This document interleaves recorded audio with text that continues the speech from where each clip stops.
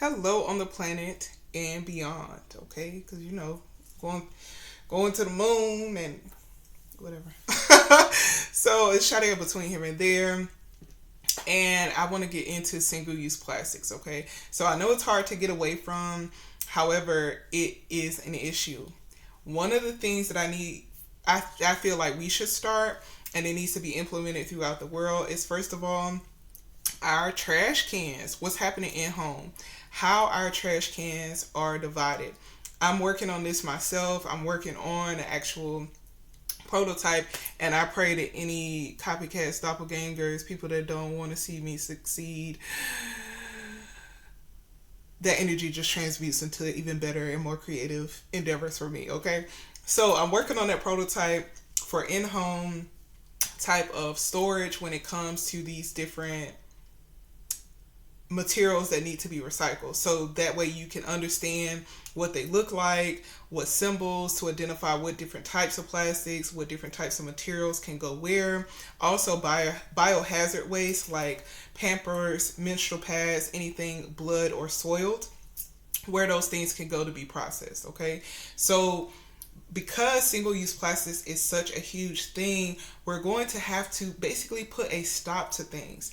Now, there are a lot of countries that still use glass for their bottles. They still use aluminum. They still use some other materials versus plastics. However, there needs to be it needs to come to a head so we can get ahead of this issue, okay? So with in-home trash collection as well as outside the home, if you're going to an event, you're going to a store, restroom, etc., people should be able to store their trash accordingly.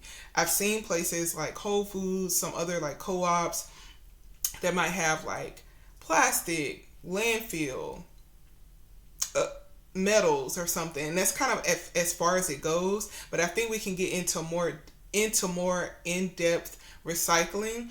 That way we can actually we can move it to a facility which is going to process it there or at another facility so they can use it for something else. Right now, these single-use plastics and companies that are saying that they use recycled materials, it's still a bad trade-off, a one for one.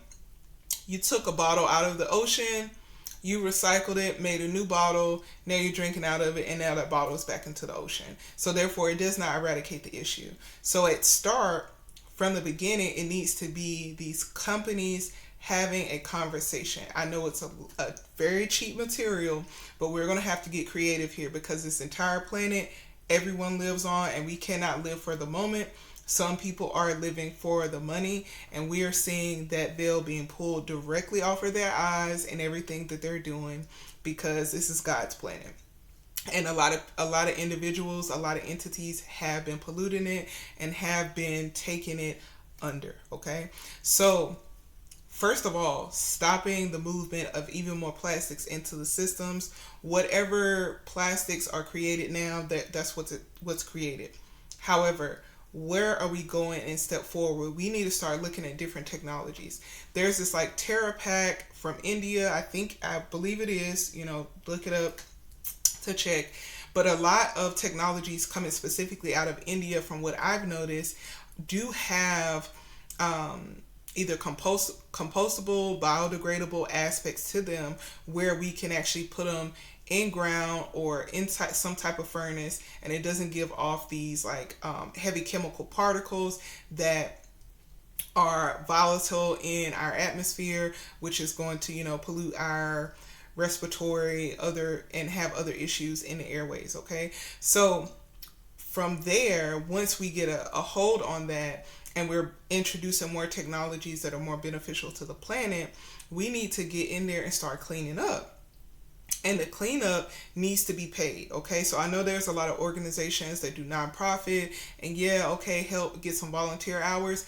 That is all well and dandy, and yes, people should volunteer. Yes, this is it's a person's planet and their hometown and their space, but people's time and energy needs to be accounted for, and it needs to be compensated. So for whatever companies out here that come across this, please compensate your people appropriately. Okay, Compensate your people appropriately, because this is a cleanup job because of these other companies that have decided to not implement a cradle to grave type of outline for their business. They've decided, I'm just going to create something to make quick money. I'm not going to think about where this bottle is going. And that's wrong. We need to be thinking cradle to grave in everything. And cradle to grave also is that in between time, especially when you're dealing with chemicals. Where are those chemicals being stored? For how long? Are they being monitored? What is the half-life? What other things is it going to interact with? What to do if there's spillage? What to do if there's leaking? What happens if? We need to be going through all the ifs, the what ifs, to make sure that we have a plan for that, okay? So, with those single-use plastics, it needs to be created into something large, okay? Buildings, materials, desks, etc. It needs to be built into something that isn't going to go back a one for one. And when you're creating these things, it needs to be coming from these recycled materials. Not a piece and a piece. It needs to be a technology where it's the recycled materials. We don't need to generate more. And with those technologies, with those inventions, they need to have a cradle to grave outline as well. If you create a table, what to do if a person wants to get rid of that table? What is the process for them? That should be written, like you get a sticker on the side of your mattress or furniture that says, like, maybe some health concerns, what materials made out of, etc. That information also needs to be there in print for people to visually see what to do to discard of this product. And even if that corporation that created that product does not do the disposal process, it needs to have a reputable company that's going to dispose of it properly. It has to be there. We cannot continue to make things that go against the balance of the planet, because we're putting ourselves further into a hole. People aren't seeing that our water is in danger, okay? Because we're still getting rain, because the planet is blue. People are still thinking, oh, we're good. Well, most of this, what you see here, all of this blue that you see, is salt water. And it takes a lot of energy to remove the salt from the water to make it bioavailable, okay? Because too much salt into the body, you're going to have other issues with the body. Wherever salt goes, water flows, okay? So then you have like, endemia? Swelling of the limbs. You're going to have that because of salt, okay? So that's not water that you drink. You don't drink ocean water. You drink fresh water, okay? So, again, cradle to grave is what we need to be thinking about. And hopefully people that come across this video are thinking about what type of inventions, what things you're bringing to the planet, and what that looks like for cradle to grave for you all, okay? Because we need people to be thinking in that way instead of just creating things on the whim and not realizing that it has to have an end of life. We have an end of life. That thing needs to have an end of life, okay? We're giving it a life, okay? So you need to be able to call and be able to pull the cord on it. That's just like cycling technology, software, etc.